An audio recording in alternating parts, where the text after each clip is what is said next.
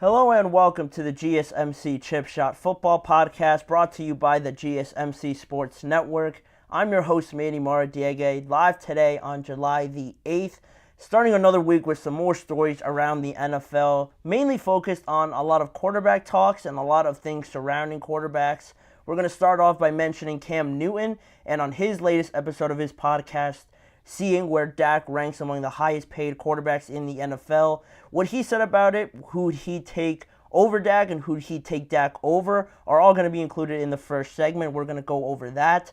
Then, in the second segment, Patrick Peterson talked about the defensive back market and how he doesn't agree on why there are so many high-caliber veteran defensive backs still left over. We'll touch on that. And then also, the more on covering Hard Knocks offseason, more on the Giants and some of the conversations that they had, considering adding Christian Wilkins at one point this offseason. That was mentioned in episode 1, and I thought I'd bring it up here again. So those topics and a lot more on today's show. As a reminder before I start, if you have any questions or comments you want to make, use the tip and donations link, gsmcpodcast.net. By using that, I can see your question in my chat box. That way, I'll read it on air and get your guys' thoughts on anything I say or on any of the topics. It's a massive help for this show and the network, so please, if you would, use the tip and donations link, gsmcpodcast.net. In saying that, though, I'm going to go right into Cam Newton and ranking Dak Prescott among some of the highest paid quarterbacks in the NFL. Last Wednesday, in that episode of 4th and 1, if you didn't know, that is the name of Cam Newton's podcast.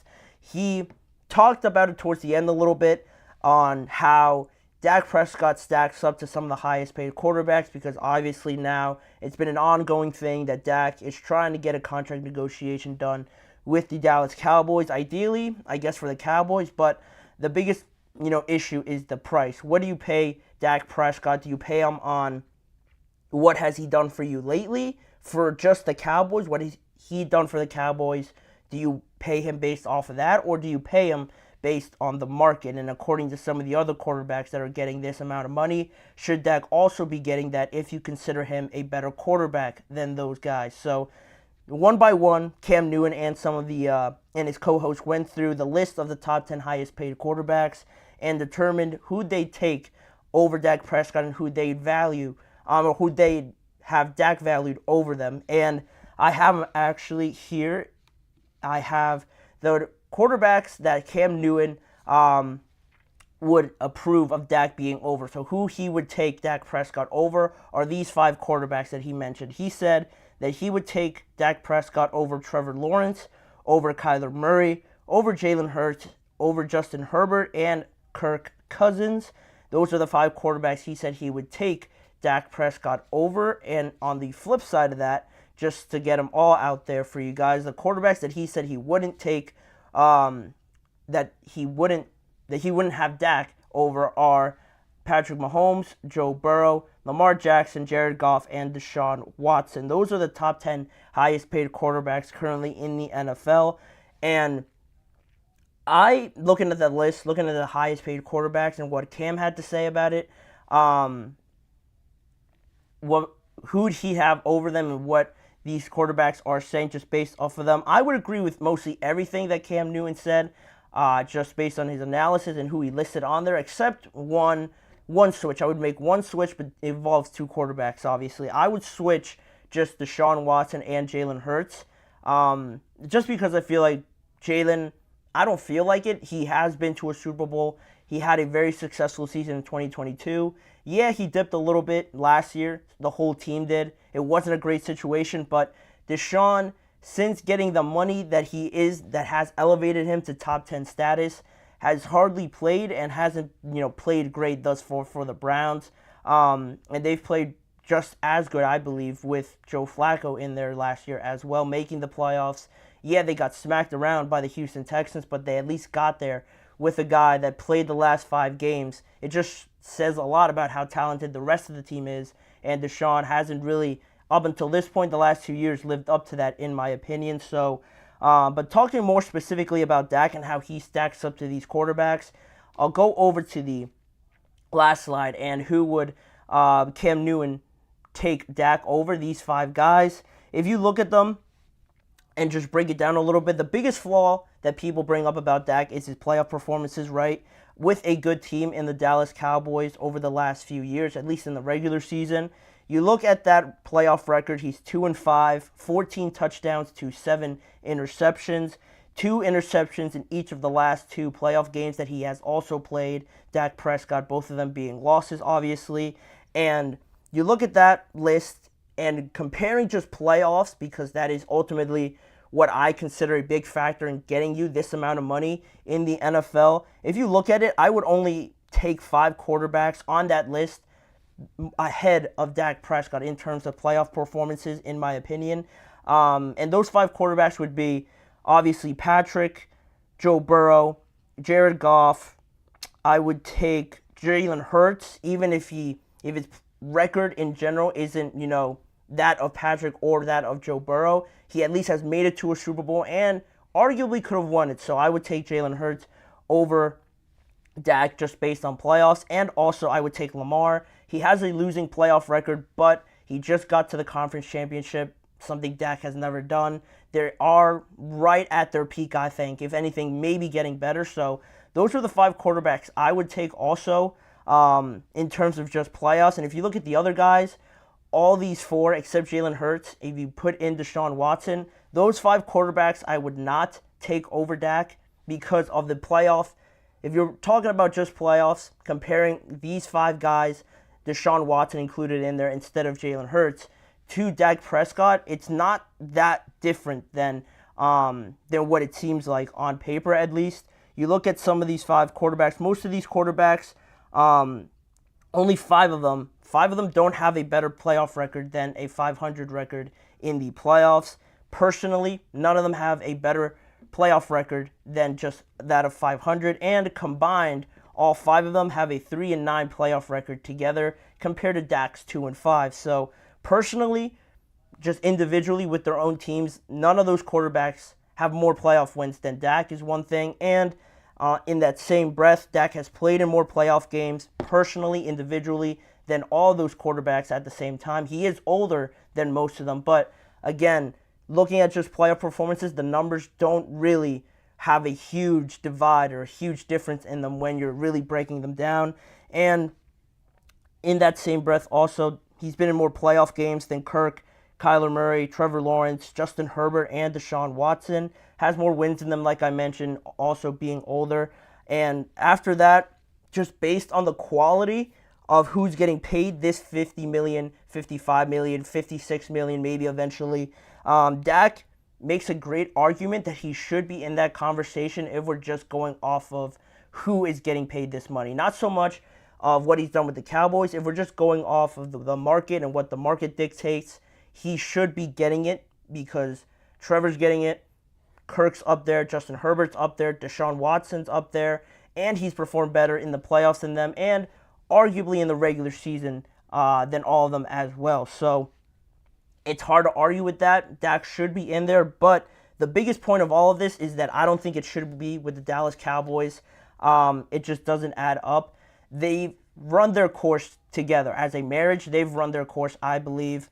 It's just not working out, in my opinion, between the Cowboys and Dak. He should get that money. I believe he will get that money, but again, I don't think it should be with the Dallas Cowboys because it'll do them more harm in the long term than it'll do them good. Yeah, you'll be able to keep your franchise quarterback, the guy that's been really through it all, injuries, contract negotiations, trying to beat this narrative of the Cowboys in the playoffs. He's been there in the highest and the lowest of moments, but if you're just getting stuck at the same spot over and over again, at some point someone's got to say that, this just isn't working out with both of us combined as a duo.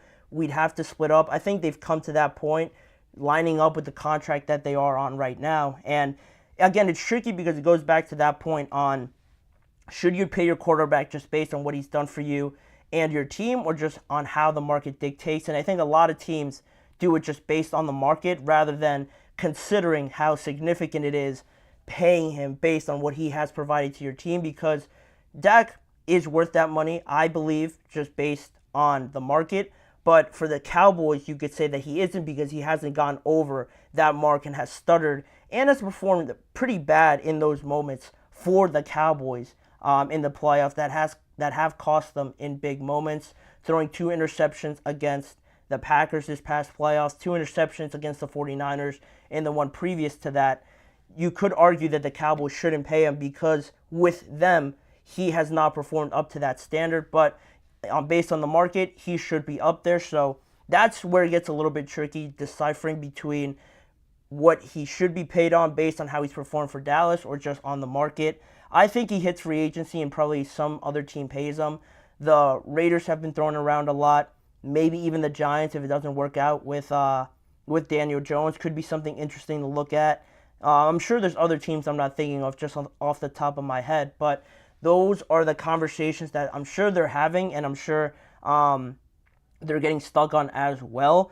The mindset of some of these teams, and this is the last point I'll make, is that having a quarterback that's just at a mid-tier level that is doing all right with you and just paying him and over-relying him, I think is a big gamble that it seems unnecessary at times for some teams, because it's almost like if you pay a quarterback, it's almost like handing in your test to be graded, you know?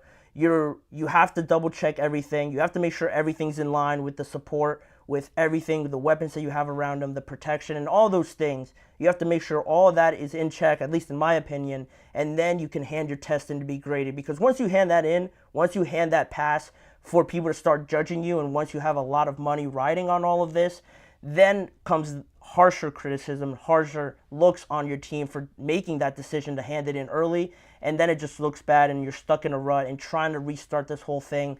It isn't something that a lot of teams would want to go into, obviously, but a lot of teams do. So to avoid that, I think Dallas should just not pay him because it doesn't fit with them. He'll get that money because he has earned it based on who else is getting it, being better in the playoffs and just overall than all those quarterbacks. But I just think it's run its course with Dallas, and they probably will not end up paying him by this point. So that will be that segment. We're going to head into our first break, and when we return, we're going to talk about the free agent market, this time regarding defensive backs. Patrick Peterson had his opinion to say on it. Stay tuned to find out what he said and why I believe defensive backs, especially veteran ones, are not getting the looks that a lot of people anticipate them getting at this point in the offseason. So don't go anywhere. You're listening to the GSMC Chip Shot Football Podcast. I feel like I'm losing my mind. Is everybody in the world blind? Please, Lord, give me a sign, a sign. I feel like I'm losing my mind. Is everybody in the world blind? Please, Lord, give me a sign, a sign. I wanna be the greatest. Everybody on the fake shit. I look around and feel like everybody is the fakest. I make this every day and I'm impatient, hoping one day I blow up from the basement. Statement, the top is so vacant. I don't hear shit that I think is amazing. Waiting for my day when I'm playing sold out shows for 1,000 faces. Hey, give me that crown, get in my way and to be put down. It ain't your place, all this my town. If I want that shit, then I'll get it right now. I'm losing it, the noose it fits. I'm losing shit, a stupid myth. You choose to live or choose to dip. You choose to fight or lose your grip and lose a gift. I feel like I'm losing my mind. Is everybody in the world blind? Please, Lord, give me a sign, a sign. I feel like I'm losing my mind. Is everybody in the world blind? We are back here now to talk some more about the free agent market, zoning in just on veteran defensive backs. Why is there little to no interest almost in a lot of these veterans who have all the experience to bring, all the knowledge to bring to these teams? It seems like a no-brainer to add them, but right now we're about 2.5 weeks away from the start of training camp for some of these teams, and still there are a lot of high-caliber defensive backs left on the free agent market. Patrick Peterson being one of them, I would throw him in there. He last played last season for the Pittsburgh Steelers, and he has mentioned that he is eager to join a team right before training camp if the opportunity presents itself, but up until now, there has been little noise made around him, along with some of the other names like Xavier Howard, Stephon Gilmore, Justin Simmons, Quandre Diggs. All of these guys were starters on their teams last year, and they're not that old. I'm pretty sure the oldest guy is probably Patrick Peterson, I know, is up there. But the other guys that I mentioned are probably no older than 33, I would guess, 34. And like I mentioned, they were all starters last year, and they were mostly released because of salary cap issues, so it's not like their performance was outstandingly bad or anything like that. They were just cut because their teams found it to be a better solution for them in terms of money to not keep them on their team over this offseason. So on his podcast with fellow former defensive back Brian McFadden, All Things Covered, Patrick Peterson asked a simple question about the free agent market for defensive backs and what is his, mindset surrounding why some of these corners aren't off the market yet. He mentioned it here in a question. Very simply, he said, "What do you think it is about the corners and the safety market at this day and age? We know it's a passing league, right? Why do you see so many high-caliber guys who've played at a high level, defensive backs, still free agents right now?" And he makes a good point. That's a fair question to ask. Like I mentioned, they could bring so much in terms of just knowledge, experience, not having to really have a long transition period, and probably picking up a new system quicker than if you bring in a new player, a younger player, things like that. They have already sharpened skill sets that I'm sure they could add to any secondary in the NFL. But like I said, a lot of them still remain, just without hearing anything, not too much interest shown right now. So why is that? It's a good point. It's a passing league. You need more good coverage guys out there to combat some of these crazy skill sets that we're seeing out of quarterbacks nowadays. But I think it's exactly that. I think we go back to this evolving NFL and being more pass heavy. I think that's pretty much the root of the problem, if that makes sense. And you might ask, what I mean by that. Well, quarterbacks are more talented now. I feel like almost all of them can do everything, quite frankly, or they do one specific thing really well. Patrick does almost everything very well. Josh Allen, almost the same thing. Lamar, you could say, runs a little bit better, is a very, very gifted runner. His passing has come a long way, but I think the running ability definitely stands out. CJ Stroud, I think, is another guy that maybe not so mobile, but can pretty much do everything else. Aaron Rodgers up there, the same thing. Joe Burrow, same thing, can do everything. Maybe not the most mobile guy, but he can run when he has to. All these guys are super talented and can pretty much do everything. If they're considered to be one of those guys, they're not going to have a massive flaw up until this point. So because there are so many talented guys, so many guys that seem to just take over games, you'd think you need more great defensive backs to combat all those passing attempts, make it harder for them to complete these passes. But to go along with that, I think the price for some of these veterans is a big thing as well, especially because I think teams are hesitant to pay some of these veteran guys that amount of money, because secondary is almost a position that can be our quarterbacks out there, and not to mention these extremely smart and talented offensive coordinators or head coaches that call the plays.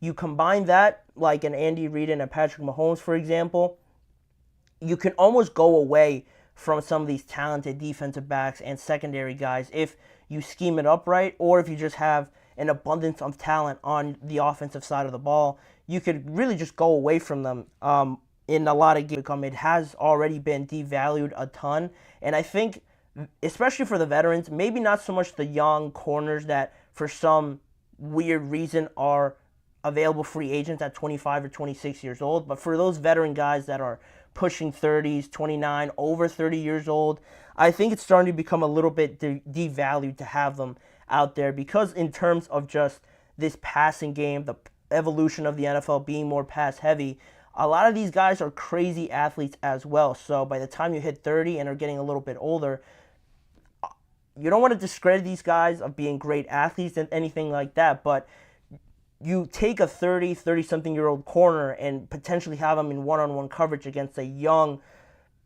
Justin Jefferson or a young Jalen Waddle. It's not really much of a competition at that point. More often than not, maybe 8 times out of 10, 7 times out of 10, the wide receiver will win it. And I think that's being a little generous if it's one-on-one against a select veteran corner. It's just not favorable to pay a veteran maybe $17-18 million if that is the asking price for some of them, because they are mostly all coming off of massive contracts anyway. They're probably expecting not to take a huge pay cut. These young offenses being more creative, you have a lot of more motion going on, a lot more creativity on that side of the ball. They might be a little bit doubtful to go after a 30-something-year-old corner or a safety especially. If one, they could be schemed out of it. If any of these corners doesn't travel, it almost inches it closer to being irrelevant, because if you're a great corner and you don't follow the number one wide receiver, then you're not getting paid $18-17 million to cover the number two guy if the offense can just scheme their number one receiver, motion him away from you, and then they're on the second or third string corner. You know, it doesn't make sense that way. I think that's where some of the doubts come up. And I mentioned it's similar to the running game because if you have a great defense in the running game, you want to establish it, you keep running it, you keep running it, you keep running it. But at some point, I believe that teams on the offensive side of the ball just get to a point where they just give up on it. They think it's not working, and a lot of the times they give up on it too early, and then they become one-dimensional. It's similar to that of a defensive back. Opposing offenses could just ignore that side. Good to at least average wide receiver on the other side that you feel confident in winning that battle against that number two corner. And a lot of teams do nowadays. A lot of teams want to sign or want to make sure they sign these free agents to defeat the great teams like the Texans, like the Bengals, like the Chiefs, like the Ravens. All those teams have great weapons outside of just their number one guy. So if you just get a veteran, very good defensive back that's 30, 29 years old, but he's doing a very good job on one side, on covering the number one receiver, let's say, but on the other side, you still have, I don't know, just picking it out of thin air. You look at the Texans, you have, say you bring on Stephon Gilmore to the Jaguars in a divisional battle, high stakes, everything like that. Stephon Gilmore signs for the Jaguars. He's covering Stephon Diggs, completely shutting him down. Stephon, you don't even know he's in the game half the time because Stephon Gilmore is completely shutting him down. All right, well, we're just going to throw it to Tank Dell. We're going to throw it to Nico Collins. We're going to throw it to Dalton Schultz. We're going to run it, dump it off to Joe Mixon. All these things trying to beat these good teams, just bringing on a guy that's being paid a hefty salary to just cover one guy when there's all these other weapons around. It's something that puts a lot of doubt in teams that are trying to sign these guys, at least at this point in time. It's still a little bit early in this offseason, or at least before training camp. There's still 2.5 weeks. A lot could happen in that time. Something could happen tomorrow or as the weekend comes along. But for right now, I think having that doubt isn't too crazy of a thing to happen right now. Just because if you look at the defensive side of the ball as well, I think a lot of stock is placed on pass rushers because it's harder to take away a pass rusher than it is a corner, in my opinion.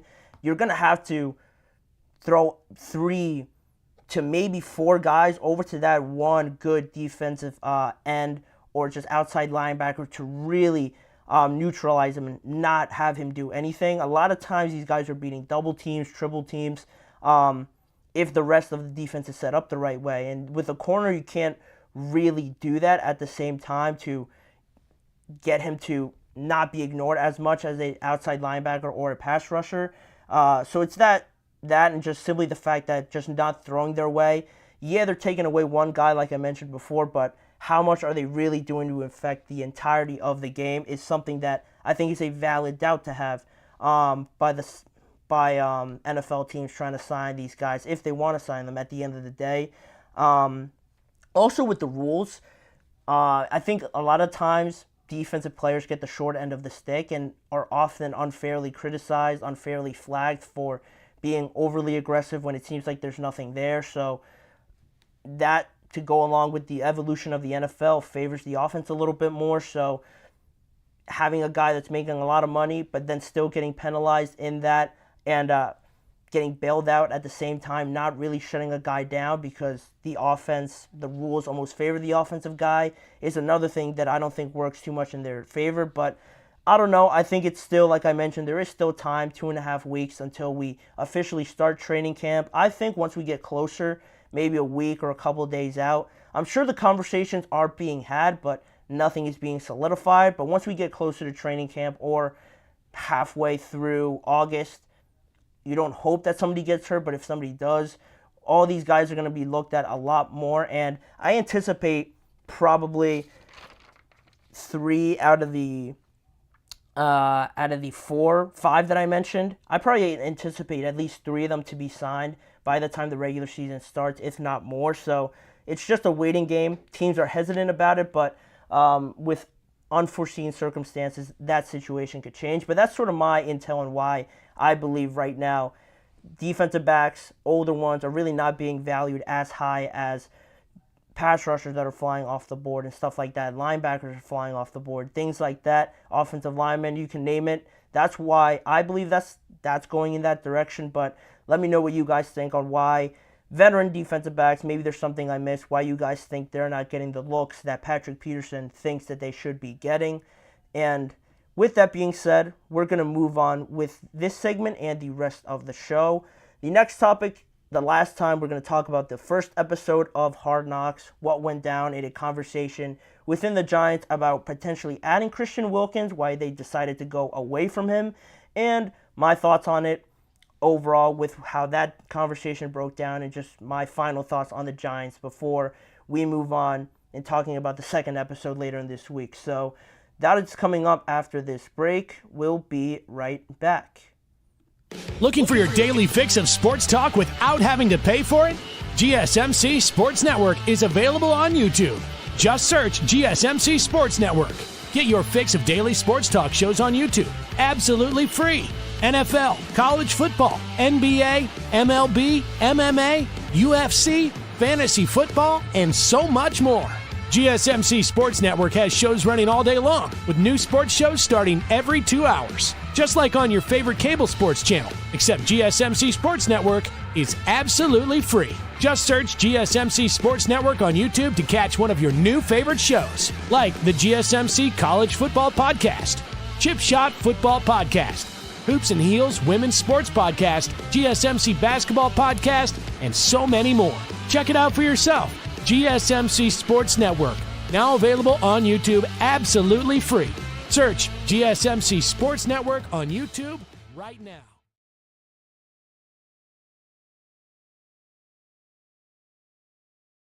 We're back now to talk some more Hard Knocks, more on the first episode of the Hard Knocks off-season version, talking some more on the New York Giants. And I'm going to start off with a positive because so far, as you guys can see from the title, should the Giants already be regretting being on Hard Knocks? There's already been, in just one episode, a lot of negatives, I think, on how the Daniel Jones situation broke down, on how Saquon eventually ended up on the Philadelphia Eagles. I wanted to start off with a positive on how they managed to land Brian Burns. I thought that was arguably their best move this season, to trade for Brian Burns, to add to Dexter Lawrence, and add to Kayvon Thibodeau.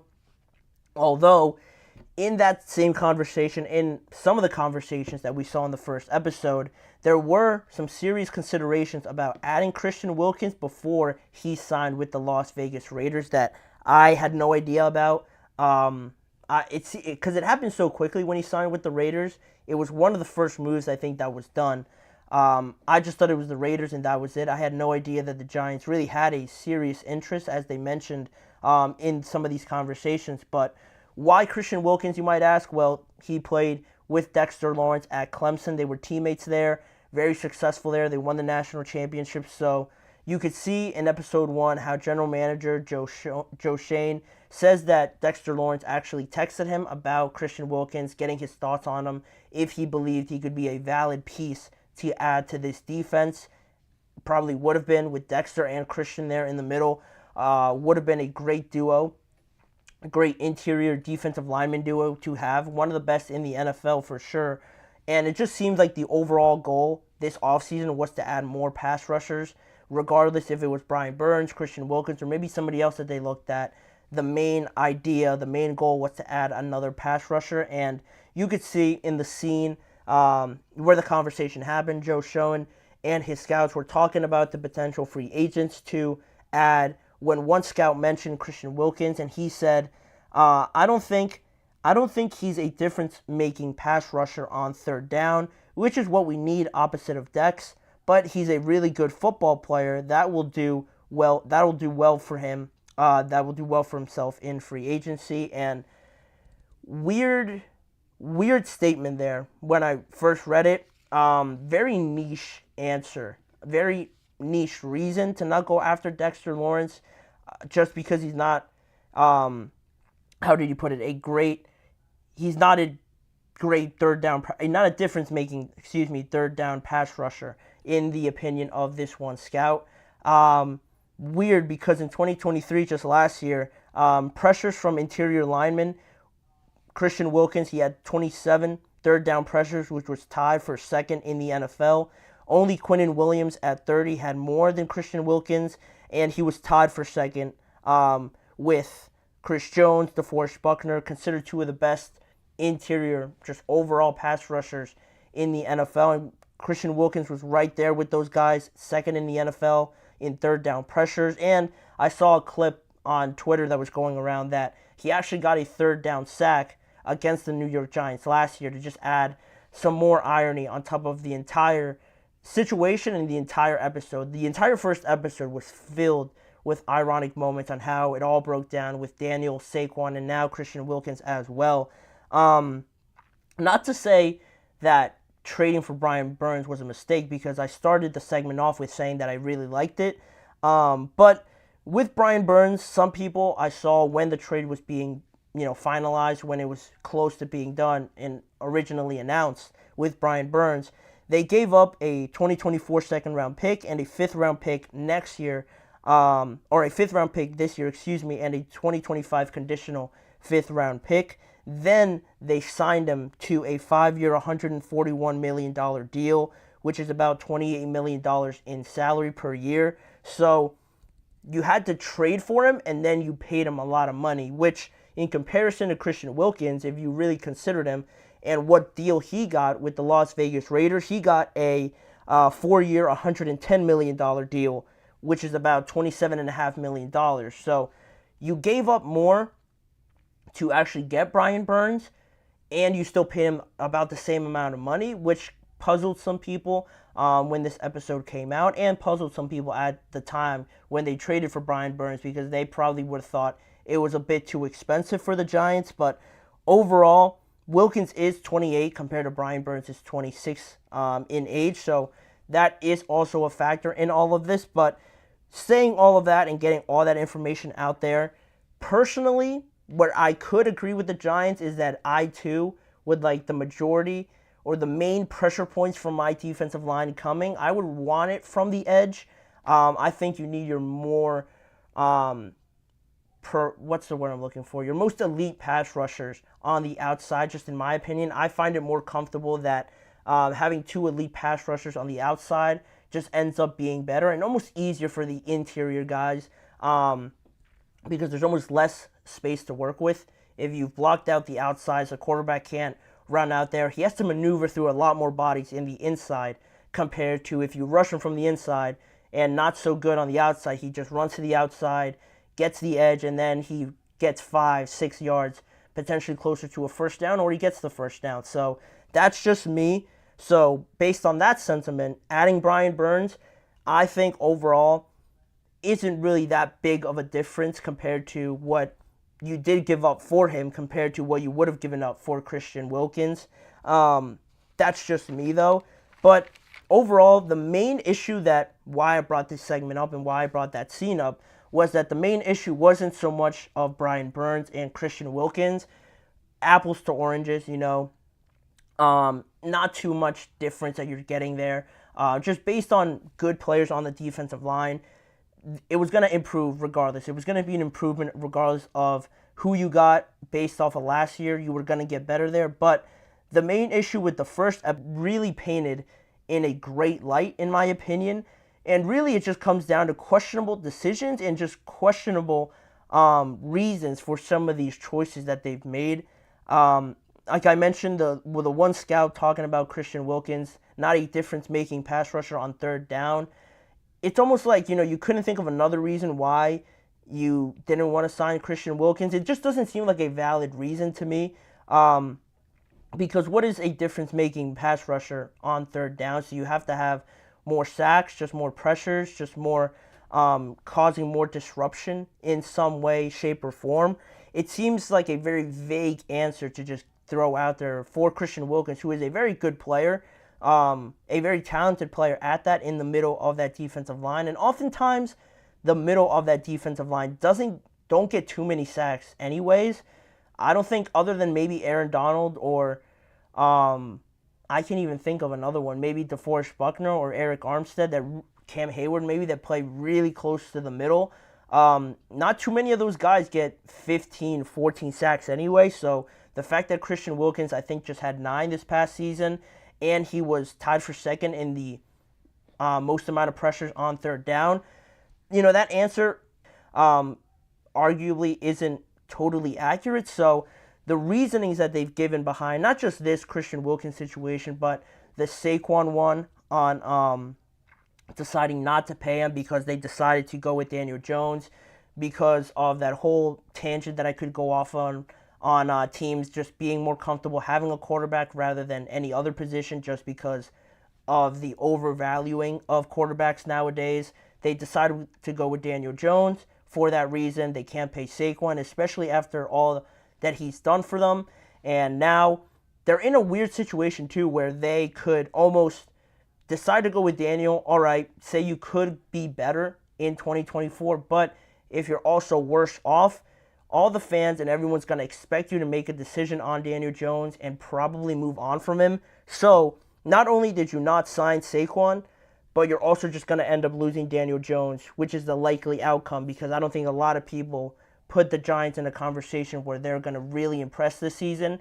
Most people would probably think it's going to be more of the same, playing in a very competitive NFC. So having another lackluster season and losing Daniel Jones in the end just because he's not giving you the performances, the production that you need out of a quarterback, and then losing Saquon on top of it, the decision-making and the choices that you make at the time come back and really are amplified a lot more when such things like this happen. And that's why I wasn't really a big fan of showing like your favorite team on Hard Knocks, because there's a lot of things that just fans can get mad about, but then once they find out the reason why this happened, or it gets revealed on these episodes and it almost makes it even worse.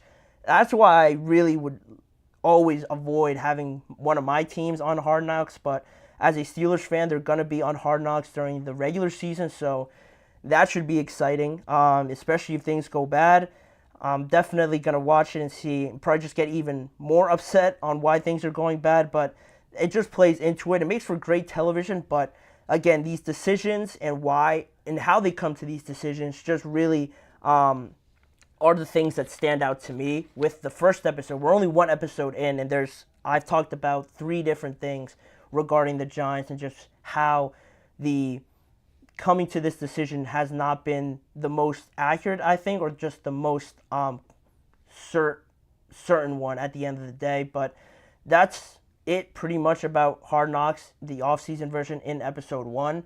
That's another thing I talked about, and just more fuel to the fire, you could say, on why probably the Giants are regretting it a little bit now after only episode 1. But who knows? Maybe it could just get better and improve upon this. But we're just going to have to wait until tomorrow to see the second episode drop on HBO Max. But until then, we're going to take a break for right now. We got 2 more segments left to talk about. One on the new look Cincinnati Bengals offense. Joe Burrow and new offensive coordinator Dan Pitcher talked about their new personnel and some of the things they want to do in 2024. And also, Blake Cashman, the new Minnesota Vikings linebacker, talked very highly about J.J. McCarthy, and we're going to talk about whether or not it would be a total disaster if J.J. ended up being the Week 1 starter. Would that be worst-case scenario for the Vikings? Stay tuned to find out. We'll be right back after this.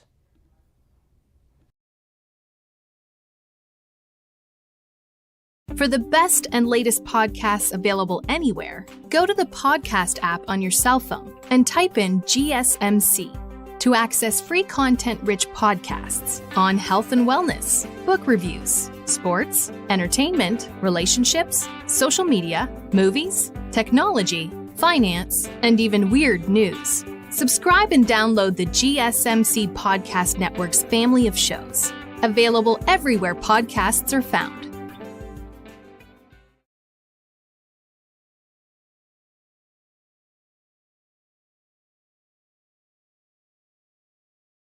Back here now on the show, we're going to talk about the Cincinnati Bengals, and they're going to look pretty different in 2024. A lot of newness coming in.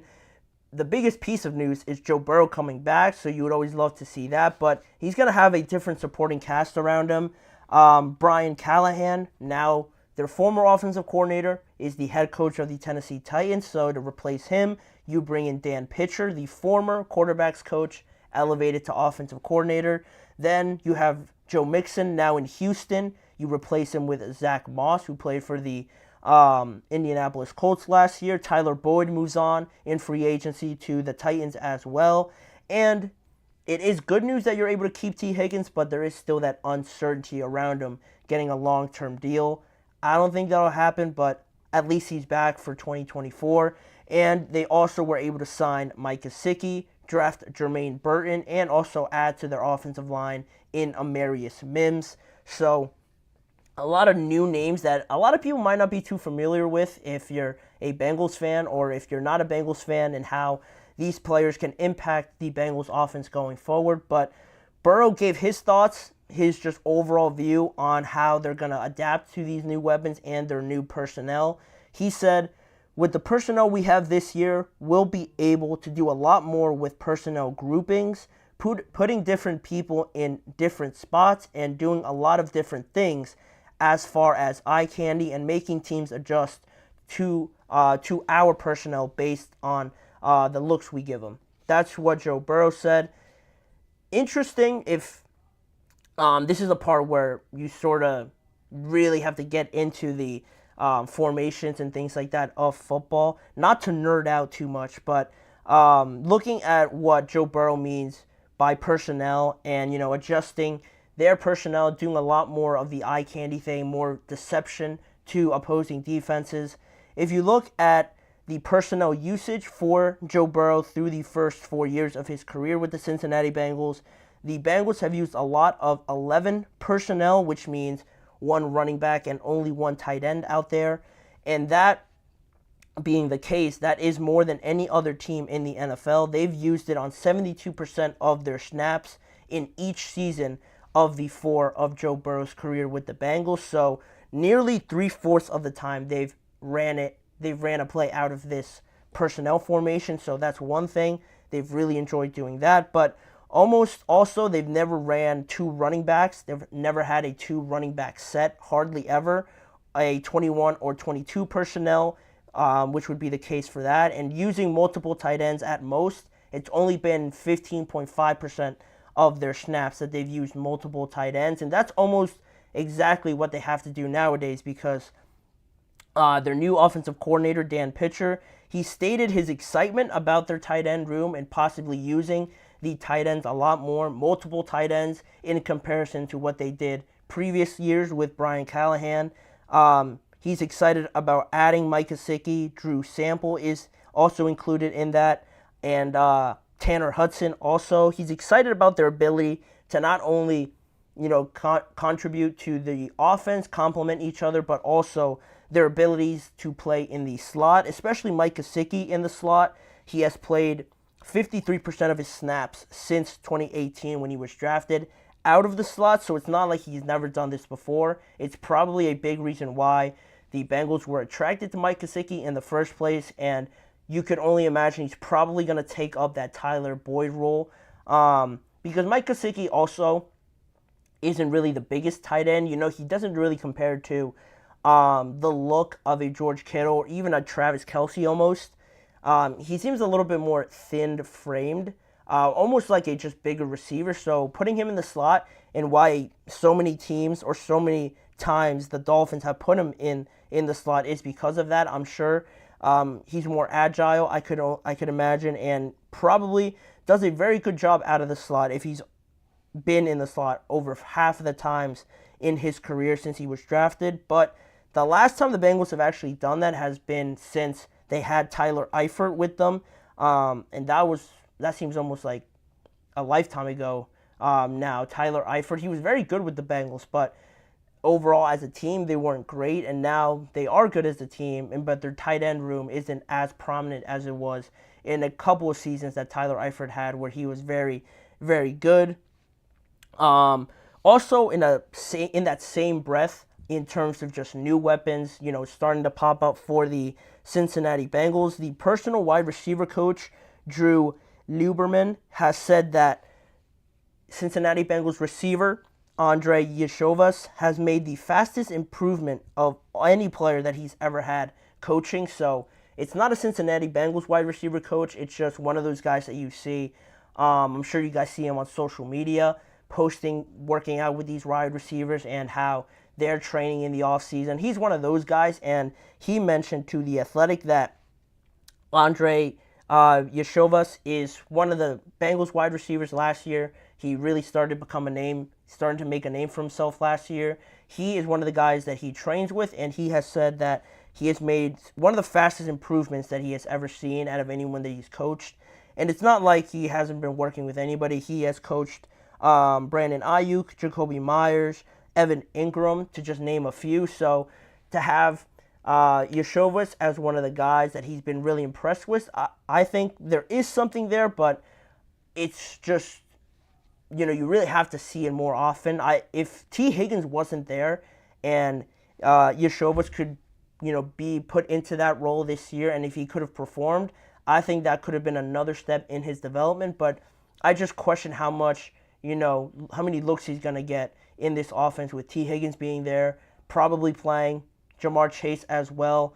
They dominate the target share, so how much is he going to apply some of these learnings and these developments that he has had over the offseason? How much is he going to contribute to that? Is something I'm interested in seeing, but I thought it was interesting how, Drew Lieberman mentioned this to The Athletic, and just adding another new name to this group of Bengals on offense, to where you don't really know what to expect out of Yeshovas, Zach Moss, Mike Gesicki, Tanner Hudson, Drew Sample. These are guys that aren't the most well-known in households everywhere, so what are we going to expect out of this Cincinnati Bengals offense in 2024? I will admit that Gesicki is an improvement in that room, in the tight end room, specifically speaking. I think it does make them better, adding a different dimension, more versatility, like Pitcher mentioned, their offensive coordinator, putting him in the slot or as a traditional tight end, multiple tight end sets, whatever it is. They're going to find a way to move him around and be creative with him. I think that's an improvement, but I really worry about the running back and what they're going to do with that, because Joe Mixon, I think, was very underrated at times and almost underused, just because the Bengals were such a high-powered offense. They threw the ball a lot to that three-headed monster in Tyler Boyd, Chase, and T. Higgins. They all had a very good year that year that they made it to the Super Bowl and also the AFC Championship game where they ended up losing. They all played great parts in that, were very, very good. And Joe Mixon got his share, certainly, but I always felt he could have done a little bit more, and he wasn't being used to the full capacity that I had envisioned with him. So now that he isn't there, maybe it benefits him more because they don't feel maybe the urge to give the ball to Joe Mixon so many times, or wanting to give the ball to Joe Mixon more often. With Zach Moss there, I just question the potential lack of balance we could see in this offense if it's just always pass.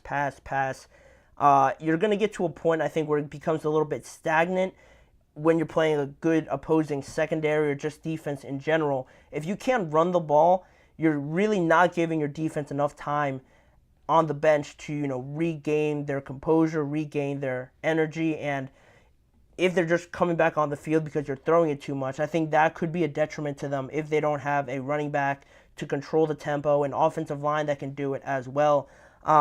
It seems like with Joe Burrow, they're going to be better, obviously, when they come back, but at the same time, I think almost ignoring the running back position or just not trying to improve it, maybe going out there and being more eager about adding a Derrick Henry, a Tony Pollard, or Josh Jacobs with this Cincinnati Bengals team. But just on the question, am I buying or selling on this new Bengals offense? I'm probably selling at this moment. I'm selling right now my stock in them. Just I don't think there's too much confidence in some of these new guys overall. Gesicki is an improvement. Joe Burrow back is obviously huge, but I think to keep him healthy, I think you need more talent at some of these positions to make Joe Burrow's job easier. Of course, he can make them look a lot better than maybe original. It's a little bit too unsure for me. I don't know too much about them and how they've performed at this level where the expectations are so high. I think right now, just because I am more cautious when it comes to these things, I think I'm selling on this new Bengals offense. I don't think it'll be crazy high powered like it was those consecutive years they made it to the AFC Championship game and the Super Bowl in one of those years. So that's where I'm at. There's a lot of intrigue with it being new, fresh faces, but production-wise, I think they could have done a little bit more to get better and get more out of free agency this year. But that's just me. We're going to move on from this segment. I'm selling again on the Bengals offense in 2024.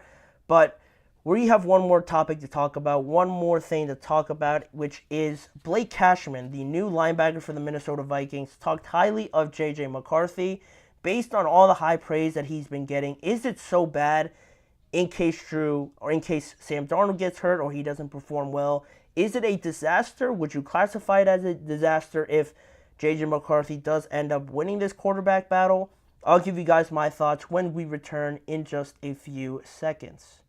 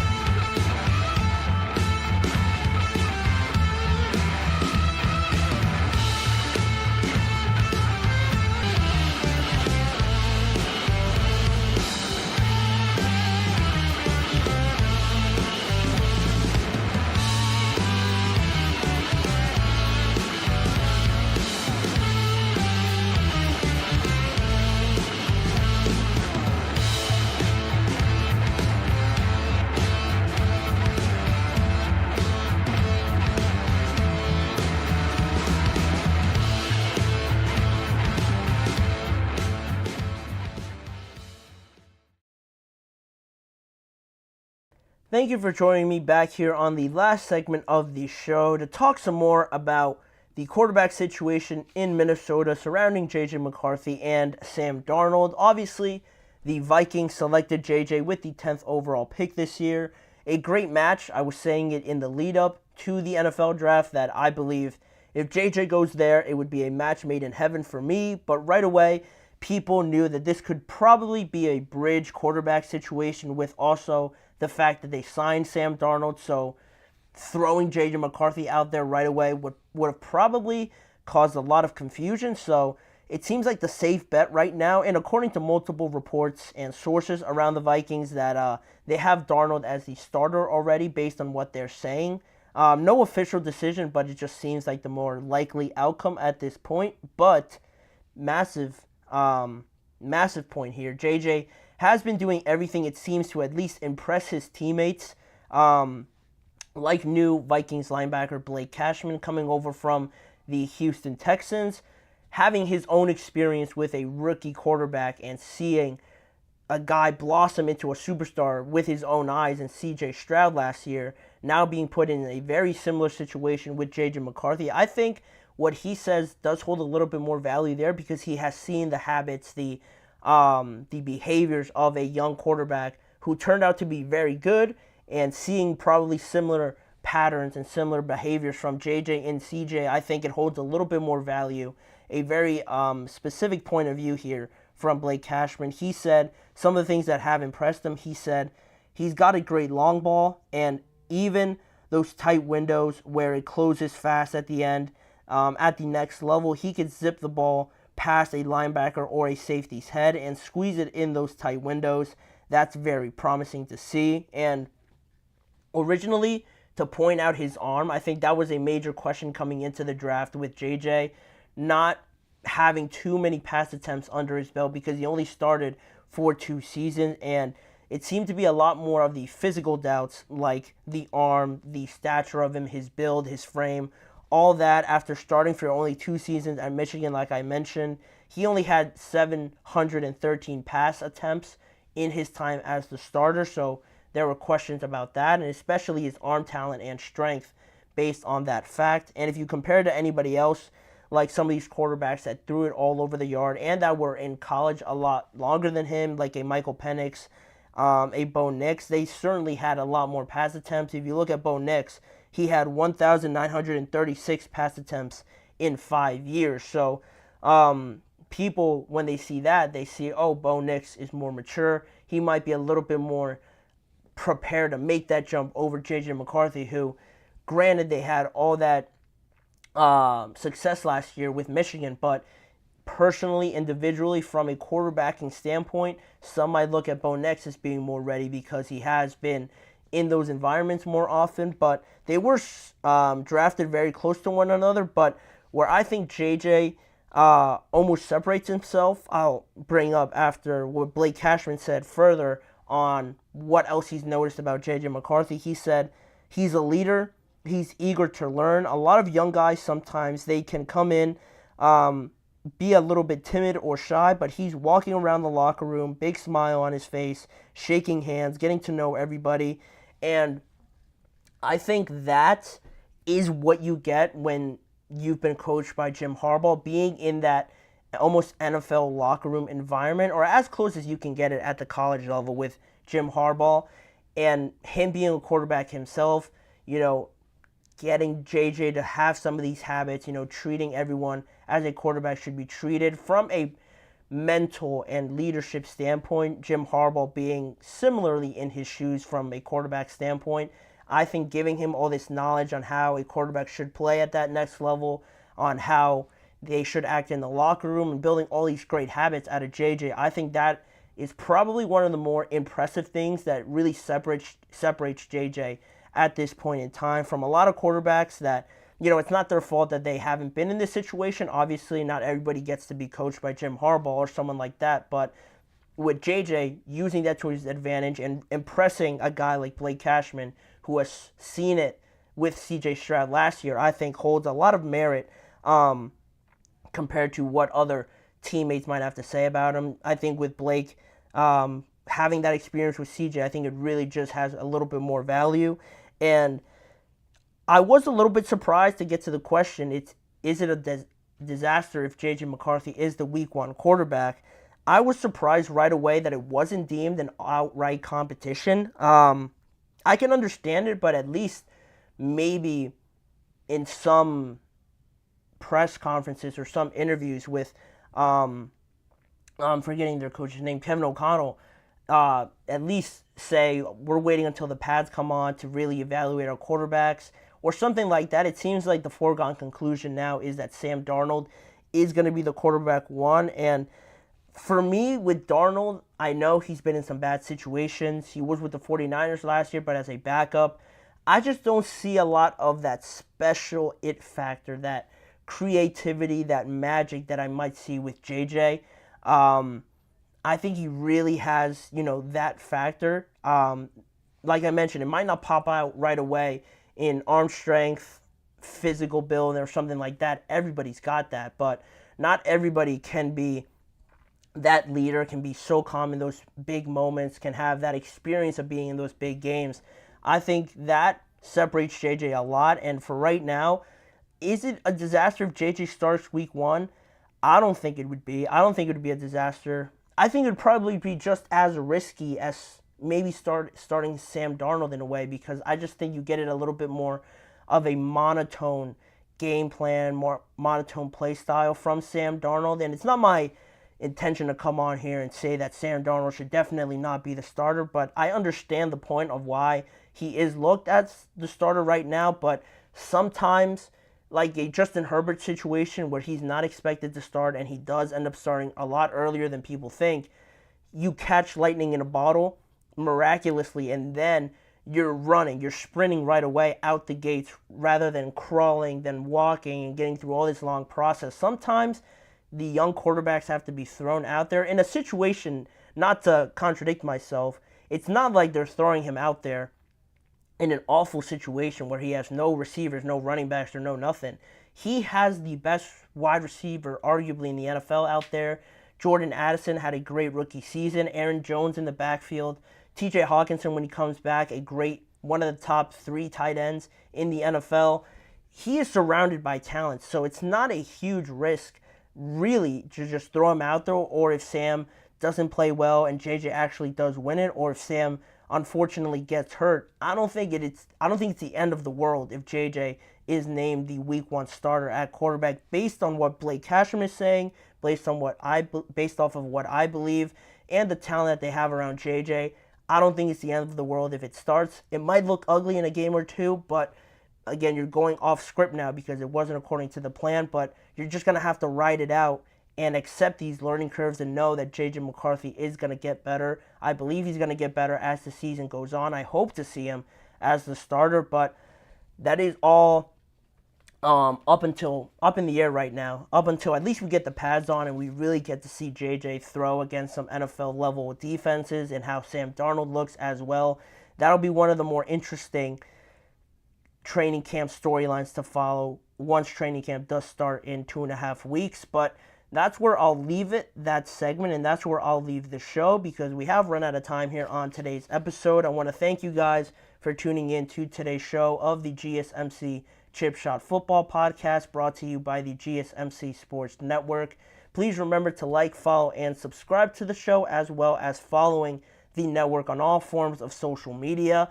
If you want to see more of this show, check out the GSMC Sports Network channel and the GSMC Podcast Network channel on YouTube for, again, various forms of NFL content through shorts, individual segment videos, or all the live shows are all on both YouTube channels. And as a final reminder, tune in every weekday at 6:30 p.m. Eastern Time for more NFL discussions and storylines around the league with me, Manny Maradiaga, as your host. Thanking you for joining me, and I expect to see you guys all back here again with me tomorrow.